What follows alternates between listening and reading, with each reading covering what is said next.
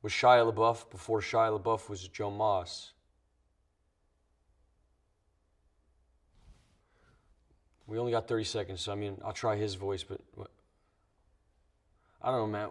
Who makes that choice? Who's pretending to be who? We're pretending to talk to a you that doesn't exist yet, but what's really going on here? I don't think any of us understand. Maybe you do. There's always reflections of you in the screen, but I can't speak. I'm dumb. I'm the dumbest, but Shia talks. 30 seconds, so, all right, pressure, whatever. Hey, Mom, it's really Joe. Bet you never thought this would fucking happen, huh?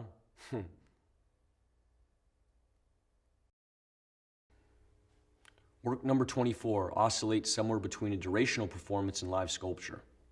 The work seeks to act both as a social and institutional critique of what is an art school, presented then in the form of a bookshop as opposed to a library, arguably a democratic equivalent. The work seeks to explore the currency of ideas, how trade and exchange is not only commoditized, but perhaps how conversation is perhaps a vital component in the flow and disruption of how culture manifests. My practice revolves around questions of fact and fiction and the blurred line that lies between. I'm interested in how surveillance images can be manipulated and orchestrated in order to create a particular narrative, creating an unreliable narrator. There are 3 parts to the work: footage of a factual space whereby a sequence of events has occurred, a digital drawing of the space, and a strip back stage to its crude, simplest skeletal form, where the sequence of events is reenacted. The stage is a factual representation of a real-life space whereby every property is identical in dimensions. 57,910,000, 108,200,000, 149,600,000, 227,940,000, 778,330,000, 1,429,400,000, 2,970,990,000, 4,500,000, 4,000,000, 5,913,520,000. 13,520,000.